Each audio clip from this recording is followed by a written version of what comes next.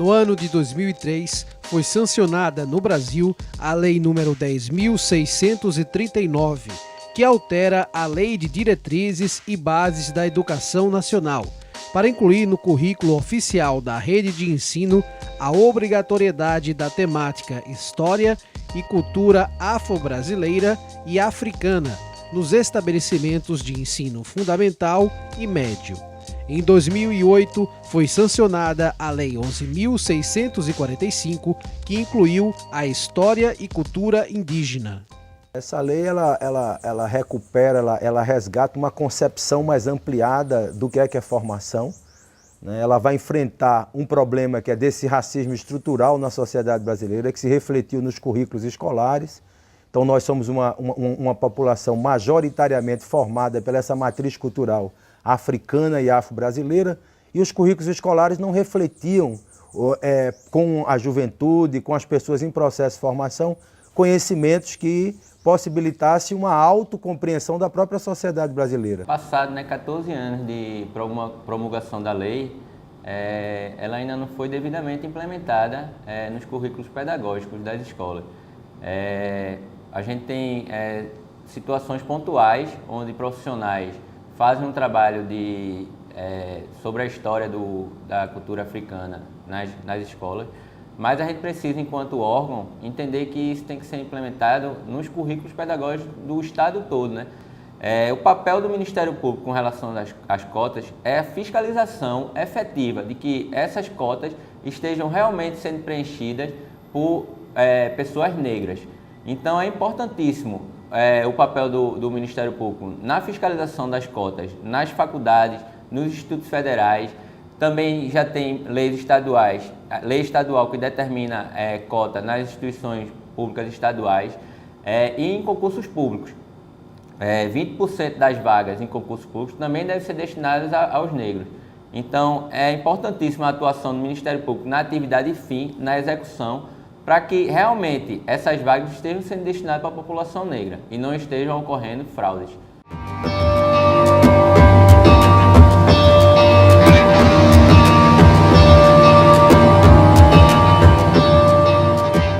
Segundo informações prestadas pela Secretaria de Defesa Social de Pernambuco, de cada 100 homicídios, 95 vítimas eram pretas ou pardas.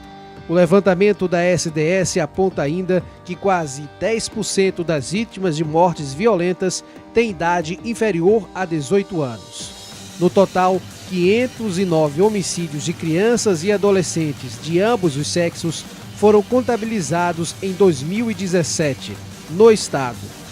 A maioria são moradores de comunidades pobres com idades entre 14 e 17 anos.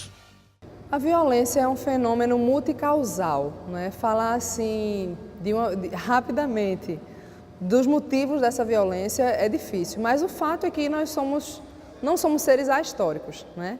E nós precisamos olhar para trás, para a história do Brasil, para compreender a atualidade. Que a abolição da escravatura se deu sem o incremento de nenhuma política pública para essa população. Houve ainda a questão da ideologia do racismo, de dizer que o negro é feio, é burro, né? É incapaz, é ladrão. Tem racismo, que hoje está na Diretoria de Articulação Social e Direitos Humanos da Polícia Militar, tem feito várias palestras com os policiais, rodas de diálogo. O GT Racismo, ele atua junto a entidades civis, movimentos sociais e também junto a outros órgãos. Porque como eu já pontuei, o racismo institucional ele não acontece só no Ministério Público, ele acontece em todos os órgãos públicos e privados. Então, essa atuação do GT Racismo de conscientização e de fazer com que as pessoas se coloquem na posição do negro faz com que a gente consiga implementar realmente a legislação que já vem a proteger, mas que ainda deve ser ampliada para garantir realmente o acesso ao negro de forma justa a todos os serviços públicos. Um dos objetivos fundamentais também do GT tem sido essa interação com as outras instituições do sistema de justiça e segurança, porque nós jamais daríamos conta de combater o racismo somente o Ministério Público.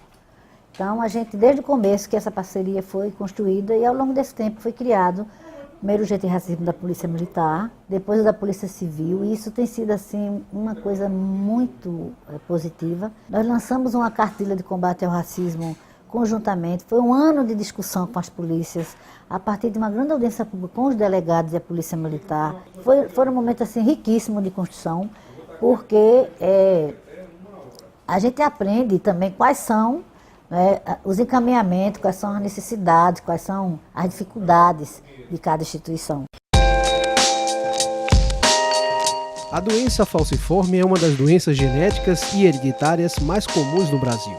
É causada por uma modificação no DNA que, em vez de produzir a hemoglobina A de adulto, produz em seu lugar outra hemoglobina diferente, chamada S. Esta mutação ocorreu no continente africano e apresenta altas incidências na África, Arábia Saudita e Índia. No Brasil, tem presença significativa com maior incidência na população afrodescendente. E aí, no estado de Pernambuco, foi instituída a política de saúde integral às pessoas com doença falciforme e vem sendo feito todo um esforço institucional no sentido da implementação dessa política, da implementação da política de saúde integral da população negra, através de medidas de reorganização da assistência à saúde na hemorrede, através da implementação de ações de qualificação junto aos profissionais de saúde, no sentido de qualificá-los melhor para esse tipo de assistência. Dentro dos autos do inquérito civil aqui da Promotoria de Saúde, foi feita a cobrança ao Estado que fosse elaborada e publicada a política. Somente através da política de saúde na questão da hematologia e hemoterapia que pode ser prestada a assistência adequada às pessoas com anemia falciforme e outras doenças do sangue. Há necessidade de descentralização do atendimento que até então era feito unicamente pelo EMOP. O EMOP funcionava como unidade para tratar todo o estado, todas as pessoas com anemia falciforme no estado de Pernambuco. E, atualmente, se busca, com a implantação da política, a descentralização desse atendimento, para só vir para o EMOP o que for as situações mais graves e que os municípios e as regionais de saúde tenham condições de tratar as pessoas com anemia falciforme sem haver a necessidade desse deslocamento.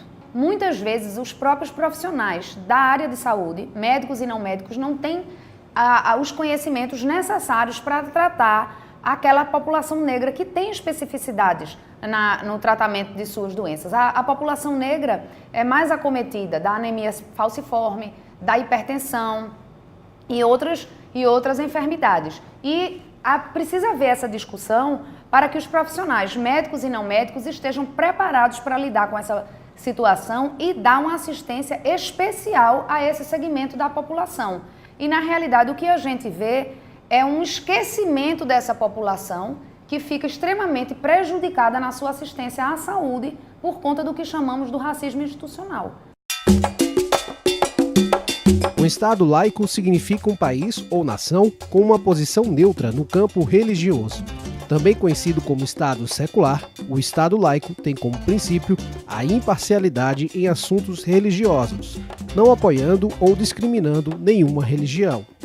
Teoricamente, o Estado brasileiro é um Estado laico, assim quer a nossa Constituição. Na prática, ele não é um Estado laico. Na prática, ele não é um Estado laico. A gente acaba de ver definido pelo Supremo Tribunal Federal a licença para o ensino da religião nas escolas de primeiro e segundo grau. Não é? Como um Estado laico, ele não permitiria jamais que as doutrinas fossem ensinadas nas escolas. Ele permitiria, sim, que os alunos tivessem o conhecimento de que na sociedade existem pessoas que creem e aí poder dizer quais são as crenças que nosso povo pode ter ou tem, as mais diversas, as mais diferentes, e pessoas também que não creem e que merecem igual respeito àquelas que creem. Isso deveria ser ensinado no Estado laico. O inciso 6º do artigo 5º da Constituição Brasileira diz que é inviolável a liberdade de consciência e de crença, sendo assegurado o livre exercício dos cultos religiosos e garantida na forma da lei a proteção aos locais de culto e suas liturgias. A Lei K.O. número 7.716, de 89, considera crime a intolerância religiosa.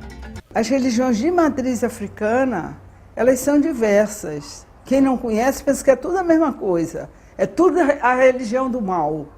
Ou o grupo de pessoas que praticam o mal. O grupo de pessoas que cultuam o diabo.